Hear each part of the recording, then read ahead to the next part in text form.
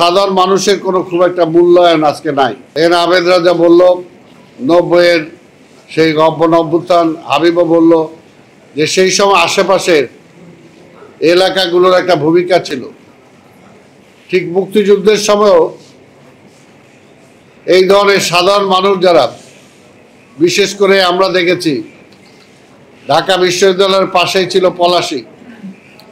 পলাশির পাশে, সেখানে একটা বাস্তুহারা বিশাল একটা বস্তি ছিল, আশেপাশে হকার্স মার্কেট ছিল। সেই সময় যে কোনো আন্দোলনে এই বাস্তুহারারা যে ভূমিকা পালন করেছে, হকার্সরা যে ভূমিকা পালন করেছে, শ্রমিকরা যে ভূমিকা পালন করেছে, পরবর্তী পর্যায়ে তাদের জন্য কে কতটুকু কি করেছে। কিন্তু তারপরেও বলবো, আমরা যারা আজকে রাজনীতি করি, ছাত্র রাজনীতিকে জাতীয় রাজনীতি, সবাই হিসাব করি কি পাইলাম।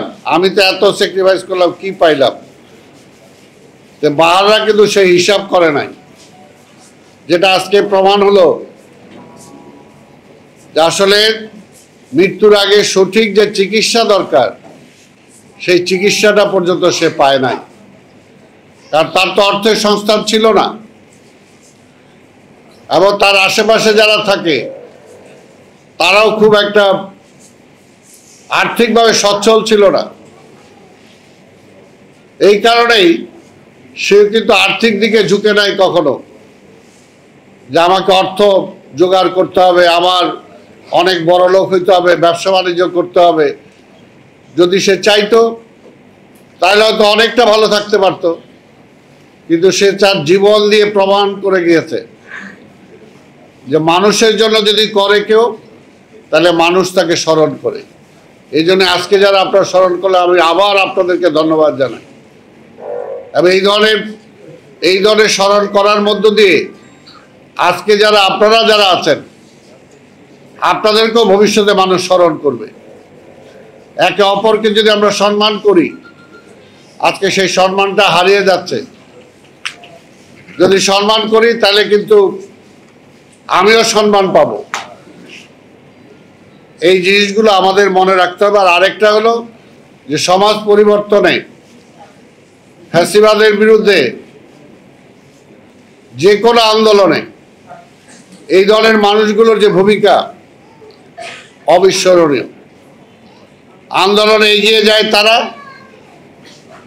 আন্দোলনে ওই যে দেখা যায় যে এবারও যে আন্দোলন হলো, অভ্যুত্থান হলো, কয়জন ছাত্র শহীদ হয়েছে কয়েকজন, তাদেরকে তো আমরা শ্রদ্ধা করি। যেমনি বুক পেতে দিয়েছে গুলির সামনে, তাকে আমরা শ্রদ্ধা করি। পানি বলে যে ছেলেটা মারা গিয়েছে, শ্রদ্ধা করি।